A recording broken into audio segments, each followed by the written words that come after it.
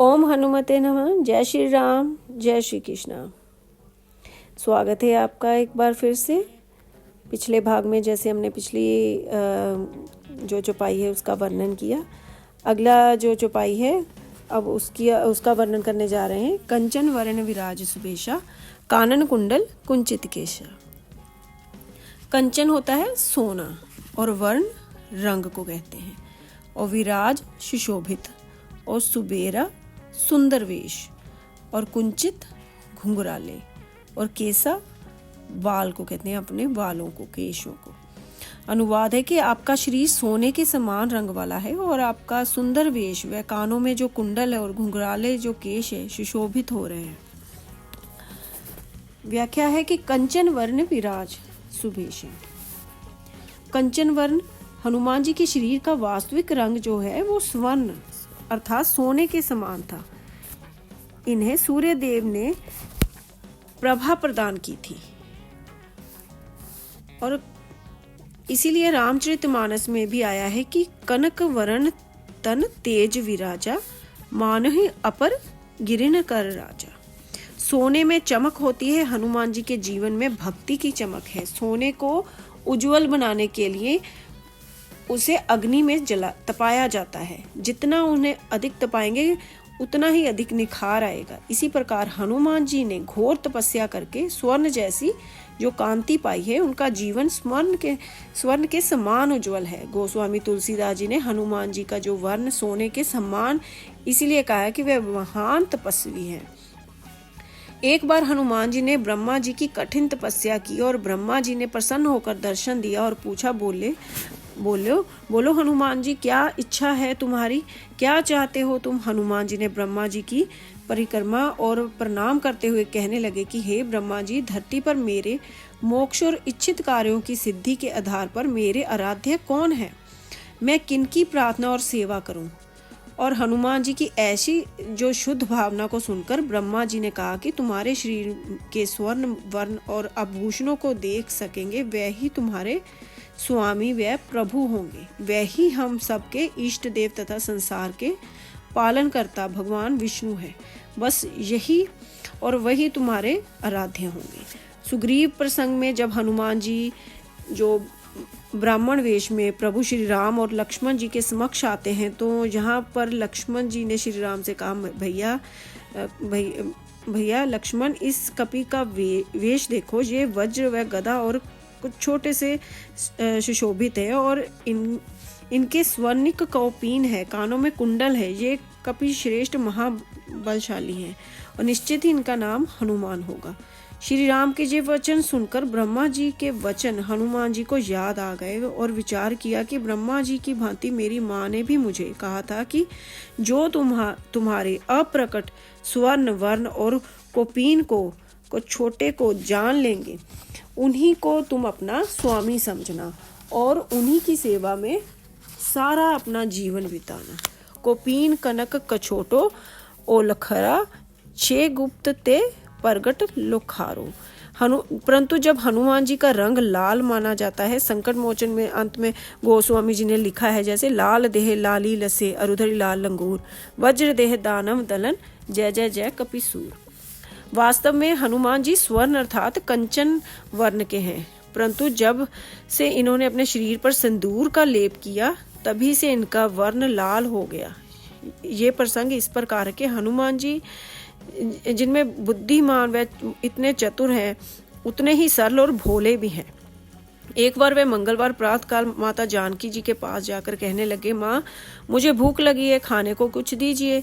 बेटा, मैं अभी स्नान करके तुम्हें मोदक देती हूँ। माता के वचन सुनकर हनुमान जी श्री राम का नाम जपने लगे और वह माता के वापस आने की प्रतीक्षा करने लगे। और स्नान के पश्चात मैया आई और श्रृंगार करने लगी। तब वह मांग में सिंदूर लगाने लगी तो हनुमान जी ने बड़ी सरलता से पूछा, माते जी, मांग में क्या लगा रहे हो और इतना इसको लगाने से क्या होता है? माता जानकी को हनुमान जी की इस सरलता को देखकर हंसी आ गई और हंसते हुए बोली कि ये लाल रंग का सिंदूर है, इसे मैं अपने तुम्हारे प्रभु के कल्याण की कामना से लगाती हूँ। सिंदूर सौभाग्य की वृद्धि करता है, इसे लगाने से स्वामी की दीर्घायु होती है। सिंदूर लगाने से स्वामी की आयु बढ़ती है। इसी बात को हनुमान जी कुछ देर तक सोचते रहे और फिर वहाँ से चल दिए। कहीं से तेल और सिंदूर ढूंढ कर लाए। अपने सारे शरीर पर पहले तो तेल लगा लिया और फिर संपूर्ण अंगों पर सिंदूर का लेप कर लिया, मानो उन्होंने सिंदूर से स्नान किया हो। सोचा मेरे इस सिंदूर लेप से मेरे स्वामी की जो आयु है वो बढ़ जाएगी। इस खुशी से उन्हें भूख की भी परवाह नहीं रही। हनुमान जी सीधे प्रभु श्री राम की राजसभा में पहुंचे तो सभी उनके इस अद्भुत वेश को देखकर चकित हुए और हंसने लगे। स्वयं श्री राम भी मुस्कुराने लगे और पूछ बैठे, हनुमान जी क्या किया तुमने? आज संपूर्ण शरीर पर यह सिंदूर का लेप क्यों लगाया है?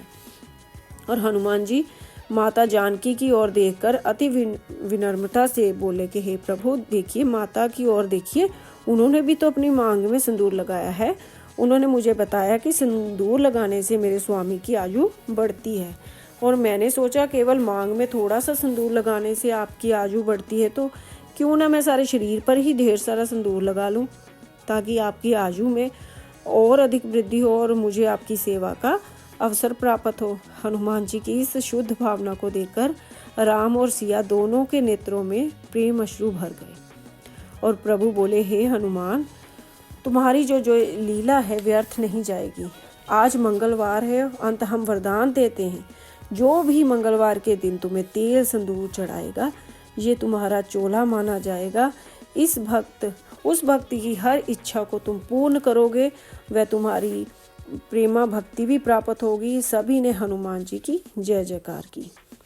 तभी से हनुमान जी की देह का रंग लाल हो गया। इनकी ध्वजा का अर्थात झंडे का रंग भी लाल है, लंगोट भी लाल रंग के है। और श्री राम जी के वरदान अनुसार आज जो भी हनुमान जी को श्रद्धा सहित तेल सिंदूर भेंट करते हैं, हनुमान जी उन पर बहुत अधिक प्रसन्न होते हैं और उन्हें मनवांछित फल प्रदान करते हैं।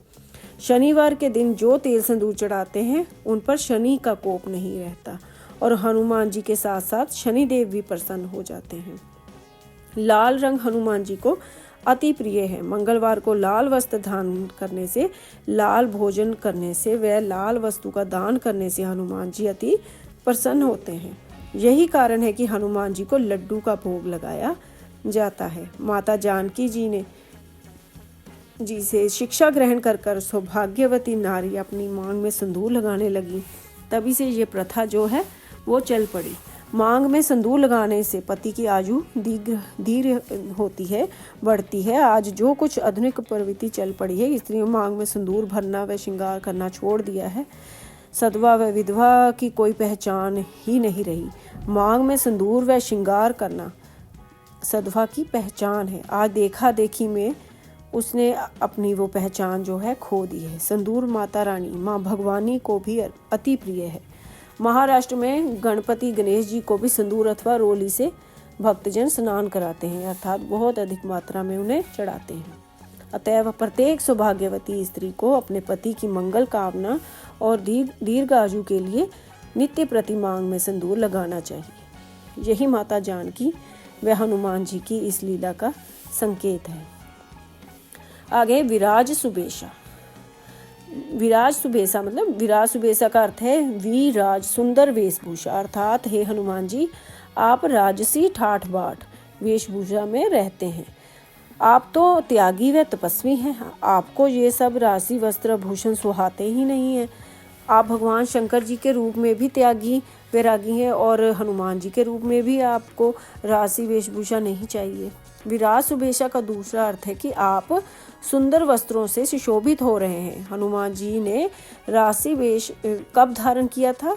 जब लंका पर विजय प्राप्त करके अयोध्या में प्रभु श्री राम का राज तिलक हो रहा था, तब प्रभु श्री राम ने अपनी सहायता करने वाले सभी वानरों और भालुओं को सुंदर व वस्त्र भूषणों से सजाकर अलंकृत किया था।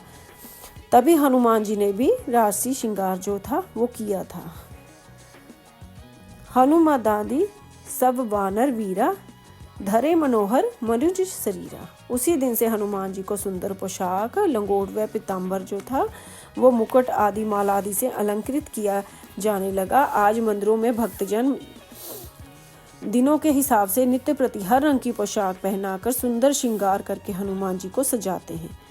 श्री जगन्नाथपुरी में दक्षिण द्वार पर हनुमान जी को ऐसे ही नित्य प्रति सजाया जाता है। अतः हे हनुमान जी, आप राशि सुंदर वस्त्रों से, वेशभूषा से सुशोभित हो रहे हैं। आगे कानन कुंडल। हे हनुमान जी, आपके कानों में दिव्य कुंडल है। आपके ये कुंडल जन्मजात है। आपका जन्म कुंडल और लंगोट धारण करके ही हुआ था। कानों में कुंडल होना भी ब्रह्मचर्य का प्रतीक है। इससे आलस, प्रमाद और निद्रा आदि दूर भागते हैं। कानों में पहने जो कुंडल सदा जीव को उनके वास्तविक कर्तव्य का बोध कराते रहते हैं। जैसे कर्ण भी जन्मजात कवच और कुंडल जो है पहनकर जन्मे थे। जन्मजात कानों में कुंडल होना दिव्यता की निशानी है। वह सूर्यपुत्र थे। अंत महादानवीर एवं महारथी होकर दिव्य ही थे।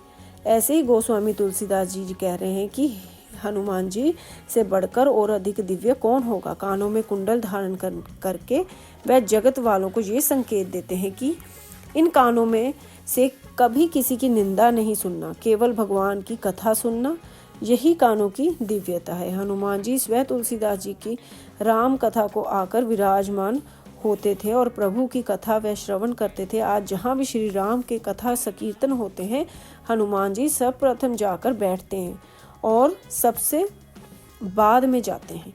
अंत कानों में कोई आभूषण पहना हो तो राम नाम का आभूषण पहने, यही कानन कुंडल का संकेत है। आगे कुंचित केसा। हे हनुमान जी, आपके बाल जो है घुंघराले हैं। यहाँ गोस्वामी तुलसीदास जी हनुमान जी के स्वरूप का वर्णन कर रहे हैं। हनुमान जी के लंबे और घुंघराले बालों का संकेत है कि वे श्री राम के अलावा दूसरी और कोई बात सुनना पसंद नहीं करते। यदि श्री राम के अलावा कोई दूसरी चर्चा करता है तो हनुमान जी अपने बालों को कानों पर डालकर झटके से हिला देते हैं, अर्थात मैंने कुछ भी सुना नहीं। हमें भी उनसे शिक्षा लेनी चाहिए कि बेकार की बात को सुनना नहीं चाहिए, वहाँ से उठकर जाएं और फिर से प्रभु भजन में लग जाएं। नहीं तो समय व्यर्थ की बातों में बीत जाएगा, जिसका कोई लाभ नहीं होगा। ये तो थी चौपाई की व्याख्या। अगली चौपाई जो है, हाथ वर्ज और ध्वजा विराजे, कांधे मूज जिनेऊ साजे। ये इस चौपाई का जो वर्णन है वो अगले भाग में हम करेंगे। और तब तक के लिए ओम हनुमते नमः। जय श्री राम, जय श्री कृष्ण।